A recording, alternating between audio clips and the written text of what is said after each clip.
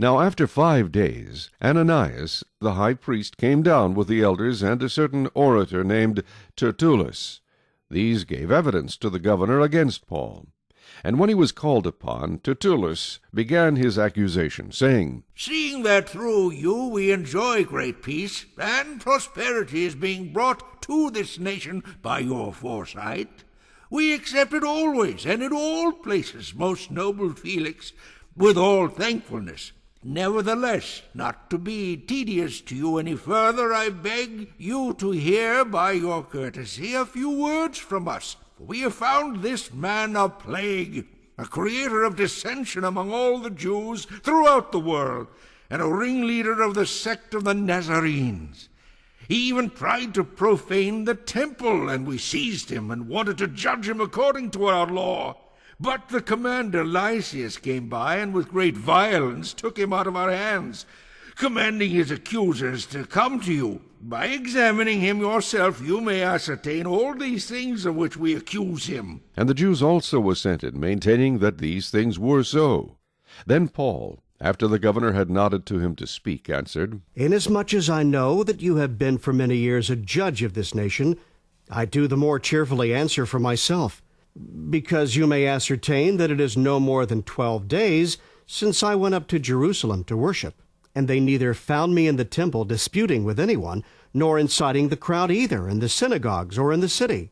Nor can they prove the things of which they now accuse me. But this I confess to you, that according to the way which they call a sect, so I worship the God of my fathers, believing all things which are written in the law and in the prophets. I have hope in God, which they themselves also accept, that there will be a resurrection of the dead, both of the just and the unjust. This being so, I myself always strive to have a conscience without offense toward God and men.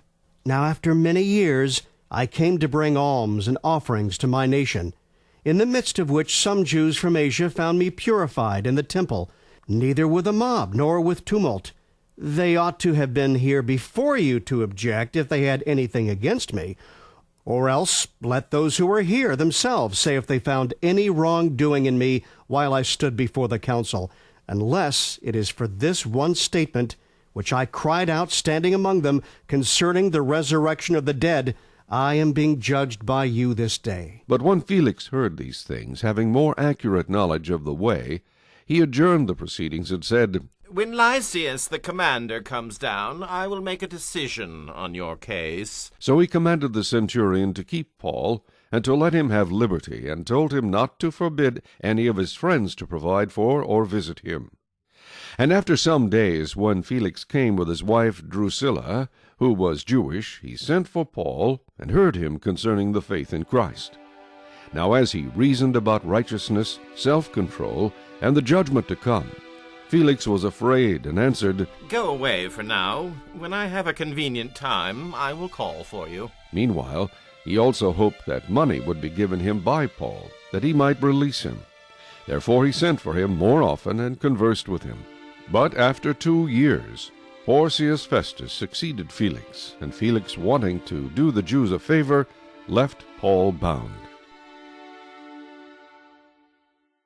Chapter 25.